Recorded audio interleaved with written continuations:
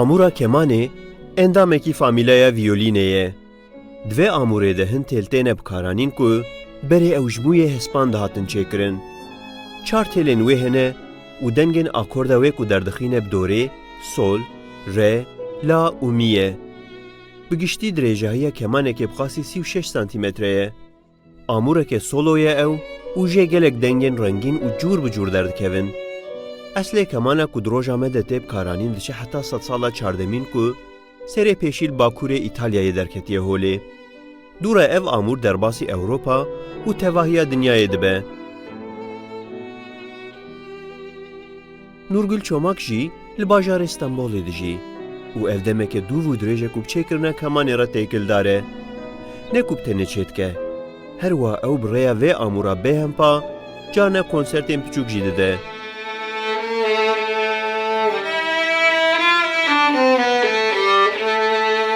Vêga em dixwazin ku ew ji me re behsa çêkirina kemanê bike ku ew çewa û ji çi tê çêkirin.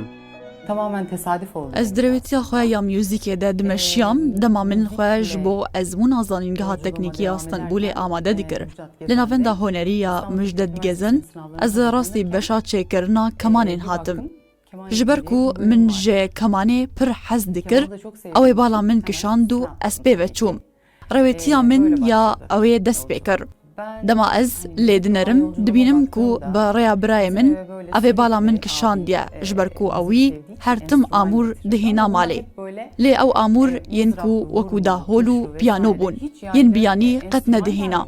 Ji ber ku ew amûr neyeke hêsan bû, diviya bû mirov perwerdeya wê bistîne. Ew amûrekî bê perde ye.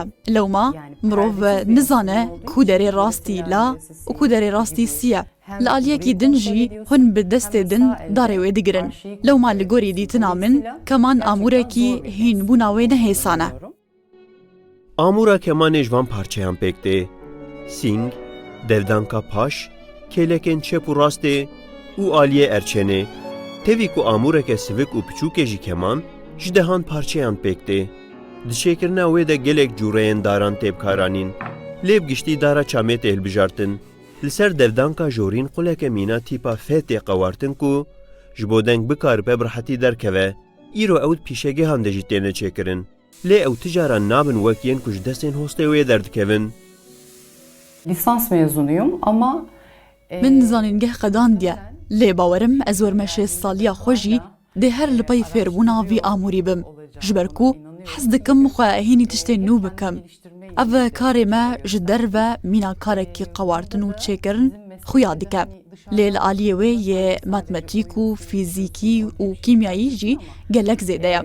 Ez bi xwe çûma Ewropayê bahostayên ku vî amûrî çê dikin. Ez ji wan fêrî gelek tiştan bûme li Îtalya û li Ingiltere jî.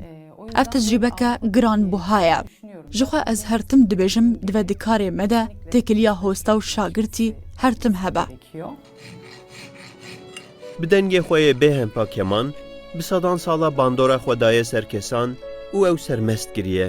Gelek caran dengê wê hatiye guhê mirovan û kes pê hestiyar bûne.